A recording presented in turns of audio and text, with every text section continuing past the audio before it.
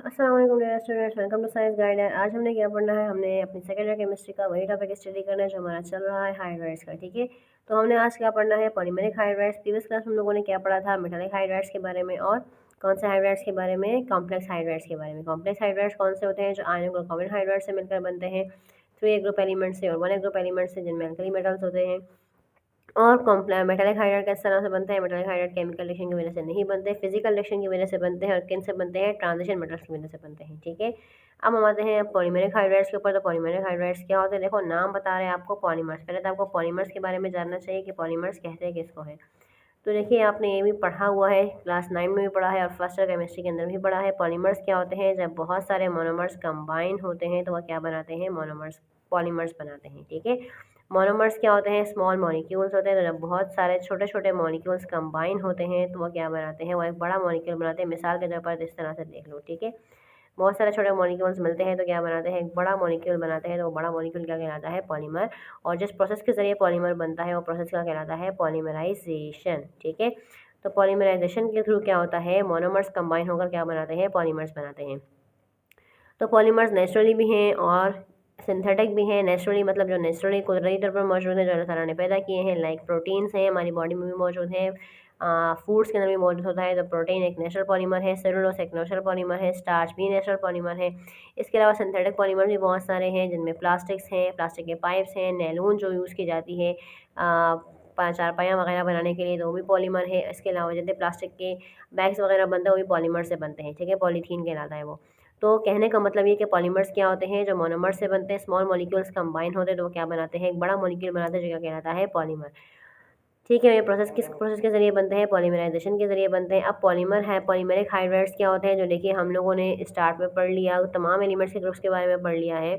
अब हमारे पास polymeric hydrides कौन से वाले ग्रुप के एलिमेंट्स बनाते हैं, तब हमने ये चीज़ जाननी है। ठीक है, तो पॉलीमेरिक हाइड्राइड्स कौन से एलिमेंट्स बनाते हैं, तो पॉलीमेरिक हाइड्राइड्स जो है हमारे पास 2 एलिमेंट्स बनाते हैं। अगर आपको याद हो तो हमने आयनिक हाइड्राइड्स के अंदर पढ़ा था कि ग्रुप 1A के तमाम एलिमेंट्स आयनिक हाइड्राइड्स बनाते हैं, ग्रुप 2A के भी तमाम एलिमेंट्स आयनिक हाइड्राइड्स बनाते हैं, एक्सेप्ट 2 एलिमेंट्स के, बेरिलियम और मैग्नीशियम। ठीक है, तो हमारे पास जो 2 एलिमेंट्स हैं ग्रुप 2A के, जिनमें कौन कौन से हैं, बेरिलियम और मैग्नीशियम, ये दोनों क्या बनाते हैं, ये बनाते हैं पॉलीमेरिक हाइड्राइड्स। ठीक है, तो हमारे पास पॉलीमेरिक हाइड्राइड्स कौन सा एलिमेंट्स बनाते हैं, सेकंड ग्रुप में 2 एलिमेंट्स है, बेरिलियम और मैग्नीशियम, वो क्या बनाते हैं, पॉलीमेरिक हाइड्राइड्स बनाते हैं।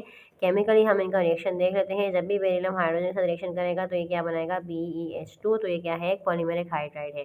बिल्कुल इस तरह से अगर हम मैग्नीशियम की बात करें तो मैग्नीशियम भी जब H2 से रिएक्शन करेगा तो क्या बनाएगा, MgH2। ये भी क्या है, एक पॉलीमेरिक हाइड्राइड है।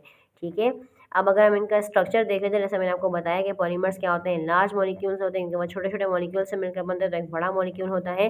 तो इन दोनों में से हम एक का स्ट्रक्चर देख लेते हैं। मैं आपको एक का स्ट्रक्चर ड्रॉ करके दिखा देती हूँ, या तो बेरिलियम का, बेरिलियम हाइड्राइड का, या मैग्नीशियम हाइड्राइड का। ठीक है, तो देखिए ये हमारे पास मैग्नीशियम है और उसके साथ उसके 2 हाइड्रोजन। ठीक है, फिर हमारे पास ये दूसरा मैग्नीशियम है, उसके साथ 2 हाइड्रोजन, और इसके साथ हमारे पास ये तीसरा मैग्नीशियम है और इसके 2 हाइड्रोजन। ठीक है, अब ये क्या होता है, हमारे पास जितने भी पॉलीमर्स होते हैं ना, उनको उनकी एक स्पेशल रिप्रेजेंटेशन होती है, ख़ास तरीक़ेकार होता है जिसके ज़रिए हम पॉलीमर्स को या पॉलीमराइजेशन को शो करते हैं, पॉलीमर्स को शो करते हैं। उनका लिखने का एक तरीका होता है। जब भी हम पॉलीमर्स को शो करते हैं उनका केमिकल रिएक्शंस के थ्रू, तो हमेशा आपको ब्रैकेट लगी हुई नज़र आएगी और ब्रैकेट के बाहर एक स्मॉल n लगा हुआ नज़र आएगा। तो स्मॉल n का मतलब होता है यानी लार्ज नंबर ऑफ मॉलिक्यूल जो काउंटेबल नहीं होते, यानी जब हम किसी नंबर को काउंट नहीं कर सकते हैं ना, तो हम वहाँ पे n लगा देते हैं। ठीक है, तो यहाँ पर भी क्या है, पॉलीमर्स लार्ज मॉलिक्यूल्स होते हैं। तो कितने मॉलिक्यूल्स इसके अंदर, तो उसके लिए हम n लगा देते हैं, यानी लार्ज नंबर ऑफ मॉलिक्यूल्स हैं जो कि काउंटेबल नहीं है। कितने मॉलिक्यूल्स हैं हमें नहीं पता, तो हम लार्ज नंबर ऑफ मॉलिक्यूल्स के लिए क्या लगा देते हैं, अनकाउंटेबल नंबर्स के लिए क्या लगा देते हैं, स्मॉल n लगा देते हैं। ठीक है, तब देखिए किस तरह से पॉलीमर्स बनाते हैं। तो ये सारे के सारे क्या है, MgH2 MgH2 MgH2 itself monomers है।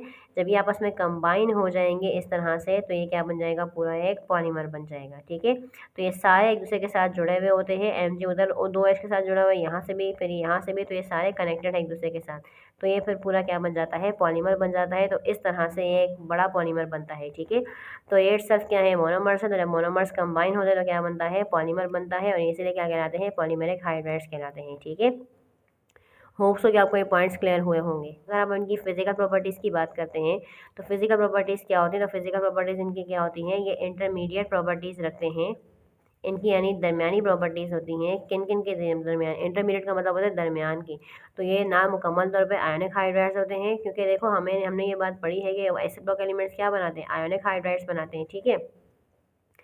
तो जो हमारे पास बेरिलियम और मैग्नीशियम में पॉलीमरिक हाइड्राइड्स बनाते हैं, तो इनकी जो इंटरमीडिएट प्रॉपर्टीज़ होती है यानी ना, और जो कोवैलेंट हाइड्राइड्स होते हैं वो क्या होते हैं, वो तमाम के तमाम ज़्यादातर लिक्विड और गैसेज होती हैं, और आयनिक हाइड्राइड ज़्यादातर सॉलिड्स होते हैं। तो सॉलिड, लिक्विड और गैसेज तीनों स्टेट्स मौजूद हैं। कोवैलेंट हाइड्राइड्स में लिक्विड और गैसेज होती हैं, और आयनिक हाइड्राइड्स में सॉलिड्स होते हैं। तो जो हमारे पास पॉलीमरिक हाइड्राइड्स होते हैं, इनकी इंटरमीडिएट प्रॉपर्टीज़ होती है between ionic and covalent hydrides. Covalent hydride जैसी प्रॉपर्टी भी रखते हैं, और आयोनिक हाइड्राइड भी, यानी ना ये मुकम्मल तौर पर सॉलिड होते हैं, ना मुकम्मल तौर पर लिक्विड होते हैं, सेमी सॉलिड प्रॉपर्टी होती है, ठीक है। ना मुकम्मल तौर पर सॉलिड, ना मुकम्मल तौर पर लिक्विड। जिस तरह अगर हम लोग प्लास्टिक की मिसाल ले लें, तो प्लास्टिक स्ट्रॉन्ग सॉलिड की तरह नहीं होती, ठीक है। प्लास्टिक के बैग स्ट्रॉन्ग सॉलिड या स्ट्रॉन्ग लिक्विड की तरह नहीं होते, सही है। तो जो हमारे पास पॉलीमरिक हाइड्राइड्स है, क्या होता है, इनकी इंटरमीडिएट प्रॉपर्टीज़ होती हैं किन के दरमियान, between ionic and covalent hydrides, ठीक है।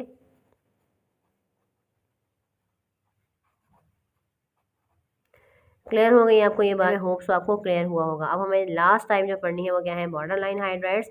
तो देखते हैं बॉर्डर लाइन हाइड्राइड्स कौन से होते हैं।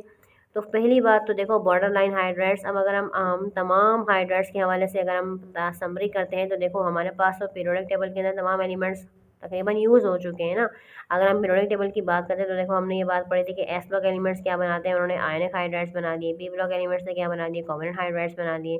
ट्रांजिशन मेटल्स में जो हमारे पास डी और एफ ब्लॉक एलिमेंट्स हैं, उन्होंने क्या बना दिया हमारे पास, उन्होंने बना दिया हमारे पास मेटालिक हाइड्राइड्स, ठीक है। उसके बाद हमारे पास क्या बचे थे, हमारे पास पी ब्लॉक एलिमेंट के अंदर, सेकेंडरी ग्रुप के एलिमेंट के अंदर हमारे पास दो एलिमेंट्स बचे थे। ऐसे एस ब्लॉक एलिमेंट के अंदर दो एलिमेंट्स है, बेरिलियम और मैग्नीशियम, इन्होंने कौन सा बना दिए, पॉलीमरिक हाइड्राइड बना दिए। अब तो एलिमेंट्स बचे ही नहीं, तो फिर कौन से वाले एलिमेंट बॉर्डर लाइन हाइड्राइड्स बनाते हैं। तो देखिए अगर आपको याद हो, तो हमने कोवैलेंट हाइड्राइड में लास्ट में एक चीज़ पढ़ी थी, ग्रुप थर्ड ए के बारे में। हमने पढ़ा था कि बोरॉन, एल्यूमिनियम, गैलियम, इंडियम और थेलियम, इसके बारे में हम लोगों ने पढ़ा था ना। हम लोगों ने ये बात पढ़ी थी कि बोरॉन क्या बनाता है, स्टेबल कोवैलेंट हाइड्राइड्स बनाते हैं। एल्यूमिनियम और ये बाकी तमाम एलिमेंट्स क्या बनाते हैं, अनस्टेबल कोवैलेंट हाइड्राइड्स बनाते हैं। फिर हमने ये बात भी पढ़ी थी कि एल्यूमिनियम स्टेबिलिटी के लिए क्या कौन सा हाइड्राइड बनाता है, कॉम्प्लेक्स हाइड्राइड बनाते हैं। और बाकी जो तीन एलिमेंट्स हैं वो कौन सा बनाते हैं, बॉर्डर लाइन हाइड्राइड्स बनाते हैं, स्टेबल बॉर्डर लाइन हाइड्राइड्स बनाते हैं, ठीक है। तो ग्रुप थर्ड ए एलिमेंट्स में हमारे पास कौन से वाले, गैलियम, इंडियम और थैलियम क्या करते हैं, ये हमारे पास बॉर्डर लाइन हाइड्राइड्स बनाते हैं। अब किस तरह से बनाते हैं, तो जब भी ये हाइड्रोजन के साथ रिएक्शन करेंगे तो क्या बनाएंगे, बॉर्डर लाइन हाइड्राइड्स बनाएंगे। तो देखो हमारे पास अगर हम इनकी प्रॉपर लोकेशन देखना चाहें ना, तो ये हमारे पास जो है 1B, 2B और पी ब्लॉक के सेंटर में बॉर्डर लाइन पर ये एलिमेंट्स मौजूद होते हैं। देखो 1B हमारे पास कॉइनेज मेटल्स कहलाते हैं, वो मेटल जो ज़्यादा सिक्के बनाने में इस्तेमाल होते हैं, यानी कॉपर, सिल्वर और गोल्ड, ठीक है, कॉइनेज मेटल्स कहलाते हैं। फिर 2AB में हमारे पास कौन से आते हैं, जो transition elements, complete transition elements नहीं होते, लाइक जिंक वगैरह, ट्रांजिशन एलिमेंट्स वगैरह आ जाते हैं ना। और पी ब्लॉक में हमारे पास कौन कौन से आते हैं, हमारे पास पी ब्लॉक एलिमेंट में अगर हम बात करें, तो हमारे पास जो है पी ब्लॉक एलिमेंट में थर्ड ए ग्रुप के अंदर कौन से आते हैं, थर्ड ए ग्रुप के अंदर आते हैं ना बेसिकली हमारे पास कौन से वाले, boron, aluminium, gallium, indium, thallium. तो हमारे पास जो ये वाले एलिमेंट्स होते हैं वो बेसिकली पी और डी एलिमेंट के बॉर्डर, पी ब्लॉक और डी ब्लॉक के बॉर्डर लाइन पर मौजूद होते हैं ये वाले एलिमेंट्स, ठीक है। तो बॉर्डर लाइन पर मौजूद होने की वजह से हमारे पास जो है ये एलिमेंट्स कौन से वाले हाइड्राइड्स बनाते हैं, ये एलिमेंट्स जो है हमारे पास हाइड्राइड्स बनाते हैं, बॉर्डर लाइन हाइड्राइड्स। तो बॉर्डर लाइन हाइड्राइड्स कौन से एलिमेंट्स बनाते हैं, जो हमारे पास पी ब्लॉक के अंदर जो हमारे पास थर्ड ग्रुप के एलिमेंट्स होते हैं, गैलियम, इंडियम और थैलियम, वो क्या बनाते हैं, वो बनाते हैं बेसिकली बॉर्डर लाइन हाइड्राइड्स बनाते हैं, जो उनके स्टेबल बॉर्डर लाइन हाइड्राइड्स होते हैं। और वो मौजूद कहाँ पर होते हैं, पीरियोडिक टेबल में बॉर्डर लाइन में मौजूद होते हैं between P block and D block elements के अंदर, ठीक है। और कहाँ होते हैं, 2B के अंदर और 1B के साथ भी रखते हैं। और पी ब्लॉक में हमारे पास क्योंकि थर्ड बी है, पी ब्लॉक में हमारे पास थर्ड ग्रुप है इसीलिए, और यहाँ पे डी ब्लॉक भी मौजूद होता है, तो बीच में तो इनकी बॉर्डर लाइन पर ये एलिमेंट्स मौजूद होते हैं, ठीक है। तो इसीलिए हमारे पास जो इसकी प्रॉपर्टीज़ होती हैं वो क्या होती हैं, इंटरमीडिएट होती हैं। देखो हमें ये बात अच्छी तरह से पता है कि P block elements covalent hydrides बनाते हैं, उनके पास कौन सी प्रॉपर्टीज़ होती हैं, कोवैलेंट बॉन्ड की कोवैलेंट प्रॉपर्टीज़ होती हैं। और जो हमारे पास डी ब्लॉक एलिमेंट्स होते हैं वो कौन सा बनाते हैं, वो मेटालिक हाइड्राइड्स बनाते हैं, तो उनके पास मेटालिक प्रॉपर्टीज़ होती हैं। तो जो हमारे पास बॉर्डर लाइन हाइड्राइड्स होते हैं उनकी अब इंटरमीडिएट प्रॉपर्टीज होती है। देखो पीछे हम लोगों ने इनके बारे में क्या पढ़ा कि जो पॉलीमरिक हाइड्राइड्स होते हैं वो कौन सी प्रॉपर्टीज़ रखते हैं, वो आयनिक और कोवैलेंट दोनों रखते हैं, क्योंकि वो सेकेंडरी ग्रुप के एलिमेंट आगे के हैं, और सेकेंडरी ग्रुप के एलिमेंट सॉरी वो क्योंकि और सेकेंडरी ग्रुप के एलिमेंट एस ब्लॉक एलिमेंट से जो क्या बनाते हैं, इंटरमीडिएट जो आयनिक हाइड्राइड्स बनाते हैं। बट क्योंकि ये आयनिक और कोवेलेंट दोनों के बीच में मौजूद है, यानी पी और एस के बीच में मौजूद है, तो इसीलिए इनमें दोनों प्रॉपर्टीज़ पाई जाती है। तो बिल्कुल इसी तरह से जो हमारे पास पी ब्लॉक एलिमेंट्स यानी थर्ड ग्रुप के एलिमेंट हैं वो बॉर्डर लाइन पे पाए जाते हैं डी ब्लॉक एलिमेंट्स के साथ, और उनके 1 और 2 भी उनके साथ लगते हैं।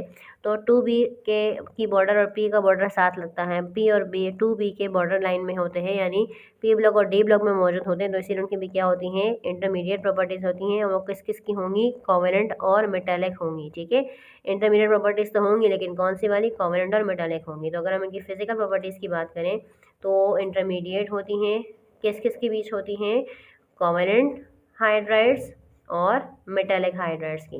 ठीक है, तो हमारे पास जो मेटालिक बॉर्डर लाइन हाइड्राइड्स होते हैं वो कहाँ होते हैं, बॉर्डर लाइन पर मौजूद होते हैं, इसलिए उनको बॉर्डर लाइन हाइड्राइड्स बोलते हैं।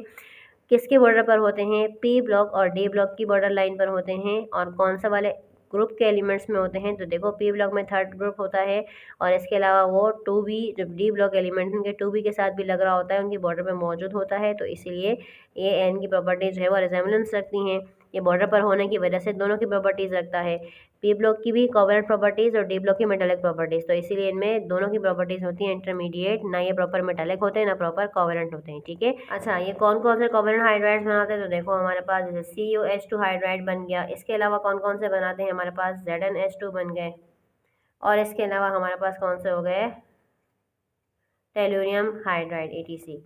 ठीक है, तो जैसे मैंने भी आपको बताया कि पी ब्लॉक और 2b और 1b के बॉर्डर पर मौजूद होते हैं, और कुछ एलिमेंट्स पी ब्लॉक के और कुछ एलिमेंट्स 2b के भी हमारे पास बॉर्डर लाइन हाइड्राइड्स बनाते हैं। तो इसीलिए हमारे पास क्या होते हैं, तो जो बॉर्डर लाइन हाइड्राइड्स होते हैं ना, वो सिर्फ पी ब्लॉक एलिमेंट्स के ग्रुप नहीं के पी ब्लॉक एलिमेंट्स के थर्ड ग्रुप के एलिमेंट्स नहीं बना रहे होते, बल्कि वो साथ साथ 1a ग्रुप के एलिमेंट भी कुछ बनाते हैं और कुछ 2b के ग्रुप के एलिमेंट्स भी बनाते हैं। तो क्योंकि ये दोनों के बॉर्डर में मौजूद होते हैं पी और डी के, तो इसीलिए इनको बॉर्डर लाइन हाइड्राइड्स बोलते हैं। ठीक है, और कुछ एलिमेंट्स पी ब्लॉक के जिनमें हम लोगों ने थर्ड ग्रुप के बारे में पढ़ा, गैलियम, इंडियम और थेलियम। इसके अलावा जो 2b के ब्लॉक के कुछ एलिमेंट्स होते हैं लाइक जिंक वगैरह। ठीक है, और 1b के जो एलिमेंट्स होते हैं लाइक कॉपर वगैरह, तो ये भी कुछ बॉर्डर लाइन हाइड्राइड्स बनाते हैं। तो 1b डी ब्लॉक के अंदर 1b और 2b के कुछ एलिमेंट्स और पी ब्लॉक के थर्ड ग्रुप के एलिमेंट भी बॉर्डर लाइन हाइड्राइड्स बनाते हैं।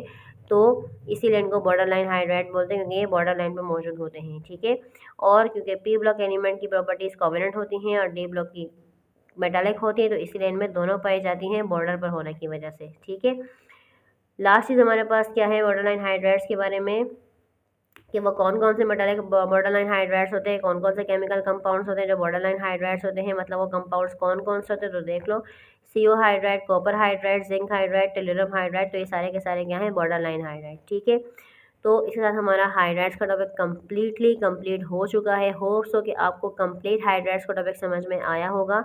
अगर फिर भी इसमें कोई क्वेश्चन हुआ हो और जो कुछ समझ में ना आया हो, कोई पॉइंट समझ में ना आया हो, तो आप मुझसे कमेंट सेक्शन में पूछ सकते हैं। ठीक है, तो ये तमाम टॉपिक अगर आपको समझ में आया है, वीडियो पसंद आई है, समझ में आई है, तो इसको लाइक करें, शेयर करें, चैनल को सब्सक्राइब कर दें। इंशाल्लाह मिलते हैं नेक्स्ट क्लास में।